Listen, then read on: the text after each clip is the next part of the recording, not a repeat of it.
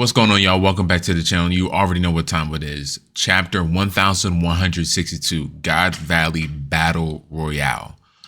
This flashback has completely lived up to all of the anticipation, all of the hype Oda has given us since day one. And God Valley, to me, has become easily has become a top 5 arc or a top 5 flashback in One Piece. Right? Like there's no question, especially after this previous chapter. We haven't even got into the meat and the potatoes of this dish yet that Oda is serving us up. We're still getting out of the appetizer phase, and we're still waiting on our full entree coming up next. If you guys are new to the channel, make sure you like and subscribe, and definitely make sure you guys check out my TikTok channel. Let's get it.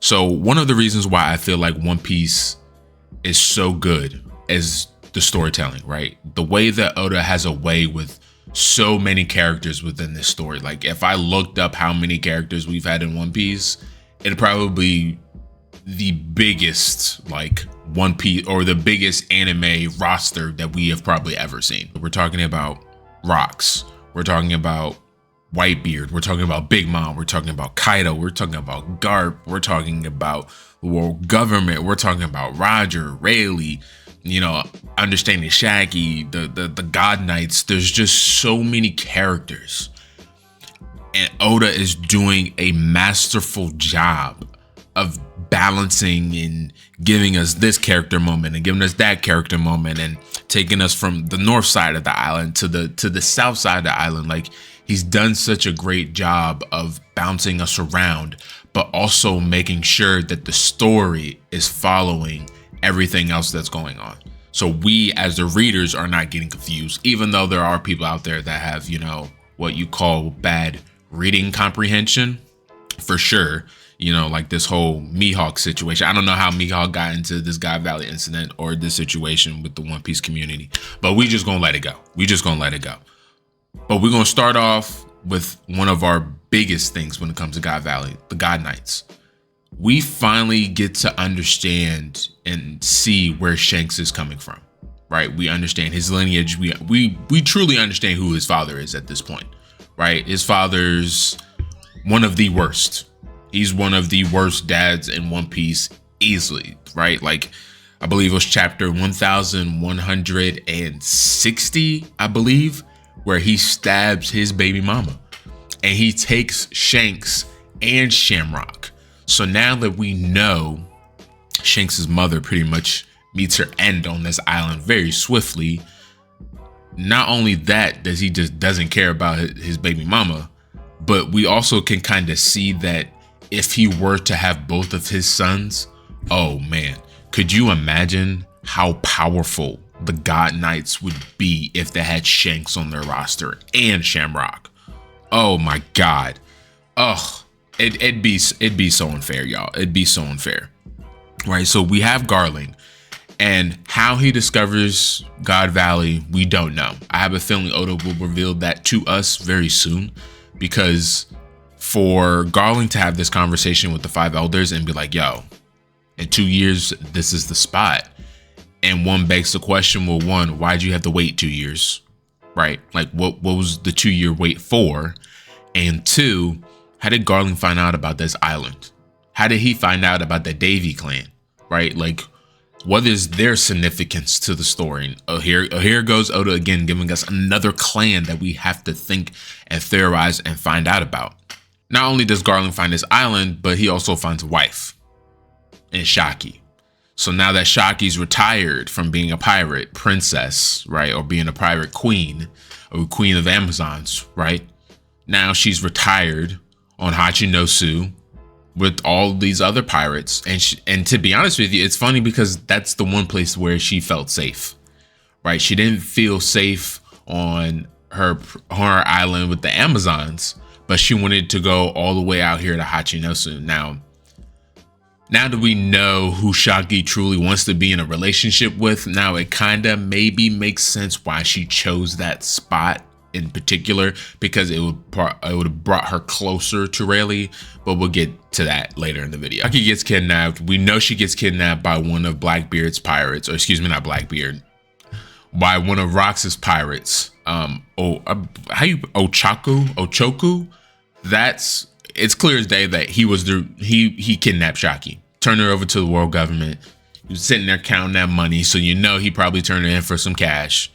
And now not only does Garling have the setting of where he wants this competition, now he also has the one prize he truly wants. Everything else is just fluff at this point. This is where a character that I've loved for so long, and I've been waiting. We've all been kind of waiting for him to do something in the story present, right? Everything we've seen from him has been past, right? Nothing really present. And the character that I'm talking about Luffy's father. I'm talking about Dragon. We get to see a young Dragon in this flashback, and I love every moment of it. Oda is giving us just a masterful meal. Like, I keep relating it to cooking just because I'm a chef, but like the simple fact that people keep belittling Dragon because they want him to do something. And I get it, you know, it's always the, you know, oh, Dragon's looking east. I get it, right? It's funny. But after a certain point in time, like, we all have to understand that Dragon has been doing something. Like, do we not understand how the Revolutionary Army came to pass? Did we not watch the flashback of Egghead? Are we not reading the current story right now to understand Dragon's resolve and how he becomes the person who he is today, or at least in the present of story of One Piece? He's created a revolutionary army. I understand we want to see him have these feats and we want to see him do this stuff, but his army is a testament of who he is and the kind of leader that he is. Think about it. He's labeled, the world government has labeled Dragon as the most dangerous man in the world. Mind you, this was all when Whitebeard was still alive. This is when Kaido was still around. This is when Big Mom was still around. Like, if the government's labeling him the most dangerous over these pirates, right? Then that's a testament to who Dragon is and how much of a threat he is overall to the world government. Because he is. Because in this God Valley flashback, we get to see him. We get to see him question the orders that's given to him. And I don't blame him. I would have been like, wait a minute. What are we doing here? Like, what's the purpose here? Okay, we're using tranquilizers. All right, we're not killing nobody. And then now you see the celestial dragons killing people, right? And that traumatizes Dragon. He's like, yo, what's going on? Why are these people dying? Right? Asking his higher ups, what are we doing here? And it's kind of the same old shtick, right? That Oda's taken from our reality and putting it within the One Piece story. The shut up and dribble, right? For those that remember that quote, right? Shut up and dribble. Just shut up and do your job. That's it. Right? Like that's what these companies, that's what these corporations, that's what they want us all to do. Just shut up and just do the job. Right? Don't ask questions. Just put your head down and do it. And not everybody's built like that. That's why a lot of us are pirate-like. That's why a lot of us are seeking freedom in other ways besides doing the same things that these corporations and these companies and this system want us to continuously do. We are Dragon. I know I'm Dragon for sure, because I was sitting here and questioning this bullshit that's going on right now for sure. And to see him fight for these two young children, right? These two babies, not even his. These are just random kids that this dying mother bestowed upon him to save. And he feels like, yo, if I save these kids, maybe this will not redeem me for being here in this island, help the future. And I think that's something that Dragon's struggling with right now. He doesn't see any hope. He doesn't see it on this island because people are dying left and right. And that's something that he can't truly deal with. He can't deal with it, because you see it in his face and his emotions, right? And as the story progresses and goes on, we understand how also Shanks and Shamrock get split. Now everything kind of makes sense. And I kind of wonder if Oda's doing the Toriyama thing of, you know, when Goku was young, he was really bad. But then when he went on his camping trip with his grandfather, dropped him on his head, had the bump on his head. And then, you know, Goku was just this loving guy that we always known and loved. And I wonder if Oda's kind of doing that same thing with Shanks with the bump on his head. We'll see, right? But Dragon upscaling, the Dragon slander for sure needs to stop, right? But the Dragon upscaling, the Dragon hype, for me, I've turned the dial up 100%. I've turned the dial up because now I know there's more to his story. We got more of him at Egghead, right? Like God Valley, y'all, is just another Ohara. That's all it is. It's the government repeating itself over and over and over again, right? And we have this situation where Dragon, in a sense, is kind of like Robin, right? He's experienced all of this in real time, and he's experiencing all of these emotions, and he's like, what the fuck is this? Like, he hasn't met his dad on the island yet, but Garp is almost kind of going through the same thing that he's going through. And then what happens here at God Valley is what catapults Dragon to eventually become the leader of the Revolutionary Army, right? Because we do have Ivankov on here. We do have Ginny on this island. We do have Kuma on this island, right? We do know that Kuma does get his devil fruit ability on this island. And then he, in return, uses it to get the innocent people that he can't save off the island. And then you're talking about the Kuma upscale. Like we got a previous glimpse of this at Egghead, and then Oda's returning it in in Elbaph, and I think that's great. What does Oda do next? Turns the temperature up. The rock pirates are arriving, but before Rocks arrives, he has a little conversation with Harold. I think his conversation with Harold is very interesting. I think the simple fact that he's admitting to him his lineage and let him in on what's going on. He was kind of hoping the friend that he fell in love with, the guy that he really wanted to join his crew, would show up, right? And I think this is the moment in which the world government holds against Harold, right? I think whatever happens on God Valley, it clearly does not 100% go the way that the world government wants it to go. Clearly. Because what would be the reason for why in the future you kill Harold? What happened, right? And I think Harold allowing Rocks to get on God Valley and do the things that he did, because you can see the giant pirates, they're nowhere near God Valley, at least at this moment. Like, they were out there at sea to stop the rock pirates, but now on land we don't see any giants whatsoever except for Big Mom. That's it. So I'm very curious to find out and see where Harold is at the end of God Valley. Or do we get to even see him again, right? Is there a part of him coming back and betraying the world government? And that's the reason why they off him in the future. You know, we'll see. But the rock pirates arriving, Rocks admitting that the reason why he's here is because of his family. Teach, seeing a young Teach scared out of his mind. I mean, I can see why he does not sleep. Clearly, there's a reason why he does not sleep. And I think seeing his mother, right, and seeing her resolve and who she is as an individual, you see where he kind of gets it from, right? You see where he gets his power and his ability from his father, right? But then you can see where he gets his resolve a little bit from his mother. Just giving us more reflections of Elbaph and what's going on in the present. Emo's just doing the same thing again. We get to see Rocks really like push himself to the limit. He knows he's probably going to die on this island. He can pretty much feel it, but just his resolve to want to save his family is something I think a lot of the people in the community can get behind. 100%. I think a lot of people can get behind Rocks even more as a character, right? But I've stated it in one of my previous videos how I feel about Rocks when it comes to Rocks, Roger, and Garp. Shocker. I think they're all on the same power level. I just think there's different levels to it, and I think they're all on the same level. I just think they have different ways of going about it and handling their business. Rox has easily become one of the most hyped characters and one of the most loved characters within the One Piece story, easily.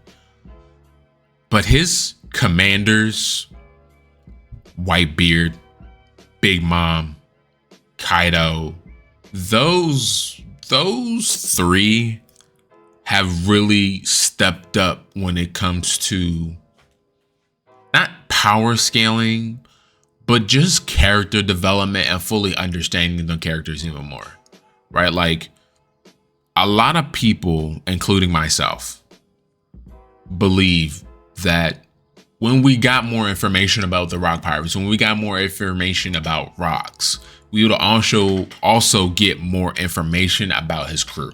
And we've gotten a lot more information about Nougat. We've gotten a lot more interactions with Big Mom and her, and seeing how she's starting her pirate crew. We're also seeing young Kaido and seeing how ambitious he was and how he also didn't see the full picture, right? And then seeing those three when they're older, and now seeing them when they're younger, you do see the change. Right, you do see the change. You do see the change in Kaido being young to believing that, you know, oh, I got my devil fruit, this is it, right? But when he gets older, he understands it's not always about the devil fruit ability, it's about your haki. With Whitebeard, it was pretty much the same. It feels like he was always about his family, creating a family of his own, and he eventually did that. And Big Mom, I feel like with her, it was just about power. Like, to be honest with you, it was always about power with her. And I feel like at the end of the day, that was her downfall as well. I just love the relationship and interaction with Whitebeard and Kaido. Like, I just do. It gives big brother, little brother relationship. And I love that. I love the interactions we get with all three of them. I love the interaction that Rox has with all three of them, right? Because Rox kind of treats Kaido as like the little brother.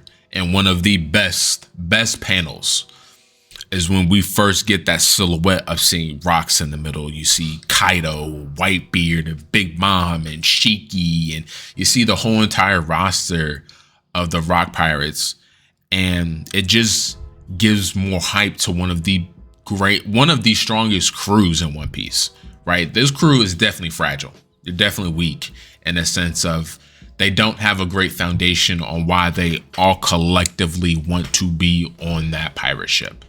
And that is all.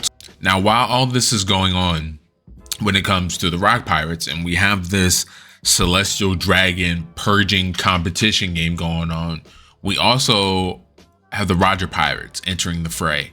And this is where a lot of people are kind of downscaling Roger. Whitebeard, Kaido, Big Mom, Roger, Rayleigh, probably maybe even Garp. No, I'm not gonna put Garp in there. A lot of those pirates I just named, they are not in their prime. They're not in their prime. When we see Whitebeard and Roger in the Wano flashback, that was their prime. Them haki colliding, collision, swords not touching, like that was them being in their prime. They're nowhere near that, and you can see by the haki clash that Whitebeard and Roger have right before Rayleigh goes to save Shaki from Summers. Mind you, another chef kiss by Oda. Just the setup, the quote from Rayleigh, "I will put these flowers on your grave," like, oh my god, as he swings his attack, it's like, and then he saves his woman. Like, it was just perfect. It was just too perfect. A lot of people are downscaling Roger. Calm down. Let's not forget, he is the king of the pirates. Let's not forget that the first intro we get to Roger is literally the actual intro to One Piece, right? His death, his speech, his declaration of going out to sea and finding his treasure. He is him. Rox is also him. Garp is also him. Like, it's okay for multiple people to be that guy. Like, it just doesn't have to be just one person. They're all great in their own way. And as Roger sends Rayleigh to go save Shaki, we also have the Marines on this island as well. So we have so many characters and so many things that we're dealing with at once. And it's crazy how Oda is able to balance everything. Like, this is easily, he's doing a better job balancing so many characters in Egghead and in Elbaph than he ever truly did in Wano. Like, I believe Oda understood the assignment and heard a lot of complaints that us as a One Piece community had as a whole, because we did, and a lot of the criticisms were fair. Egghead wasn't a long arc. Doesn't feel like Elbaph's going to be a long arc either, or at least, I'm be honest with you, I kind of hope it is to an extent, right? We have the Roger Pirates, we have the Rock Pirates, we have the Marines, and we have the World Government. We have God Knights, we have the D Clan. We have so much going on this island. And we're not even, like I said, in the meat and the potatoes of this arc. Saturn and Imu have arrived. And that's exactly where we are technically in the present. We don't have Saturn here. He's kaput in the present. Favorite things that Oda does, right, in One Piece is the silhouettes. It's the panels where he gives characters their moment to shine. We have had multiple silhouettes and panels of the Rock Pirates, right? And every single one of them have been great. These previous ones, especially in chapter 1162, amazing. The one where Kaido's showing off his new devil fruit that he stole from Big Mom, that find out, newsflash, she actually planned to give it to Katakuri, and that would have been amazing. Imagine Katakuri with the fishy fruit. Oh my God. But seeing Kaido there with rocks and Whitebeard in that panel it's amazing. Like, it's amazing seeing Kaido just so happy to finally have a devil fruit, right? And to be honest with you, I don't know if Rocks has a devil fruit yet. We truly don't know. Or maybe he gets one on God Valley, right? Maybe he does get the dark fruit that eventually his son does have in the present. I think that'd be pretty cool if he did have it originally. But we have seen no signs of Rocks having an actual like devil fruit so far. Everything we've seen from him has been straight hockey. And I think Garp, Roger, Rocks, the trio, the monster trio of that generation, I think those three, to be honest with you, they're just straight hockey and hands. I don't think they have devil fruits. I could be wrong. Oda could prove me wrong next chapter. But right now, Rocks looks like he's just straight pure hockey and strength. Like, and between him, Garp, and Roger, they probably all have all three versions of hockey. Elbaph is easily one of the best arcs that we've ever had in One Piece. But the flashback of God Valley it keeps getting better and better every chapter. And to be honest with you, we've only had like, correct me if I'm wrong, we've really only had 2 chapters of actually God Valley. Like, Elbaph flashback has been longer than that, obviously, but from chapter 1160 to chapter 1162, that's all we've gotten of God Valley so far.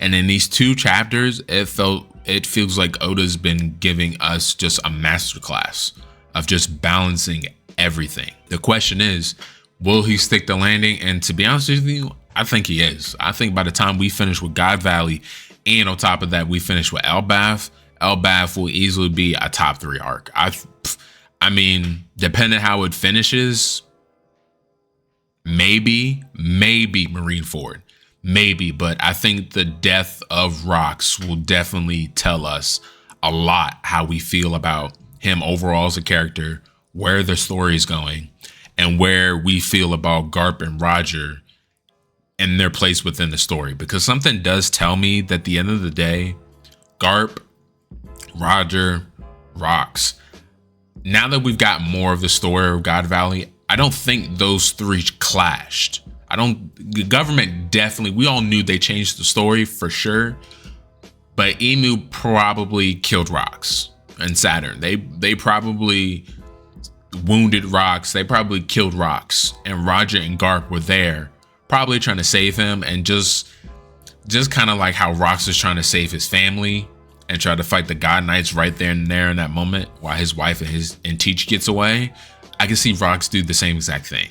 I can see that. I can also see Rocks kind of plant the seeds of Roger becoming Pirate King by giving Roger a speech, possibly before his death. I think that would be pretty cool. It wouldn't put past me if Oda did something like that. But God Valley has been such an amazing piece of literature to read. I cannot wait to see where Oda goes next with this. But let me know what you guys think about God Valley so far. I think it's easily one of the best flashbacks we've gotten, some of the best chapters we've gotten from Oda, and I cannot wait to see this animated, and I can't wait to get back to the present with everything that's going on. If you're new to this channel, definitely make sure you like and subscribe, and definitely make sure you check out my TikTok channel, and I'll see you on the next one. Peace.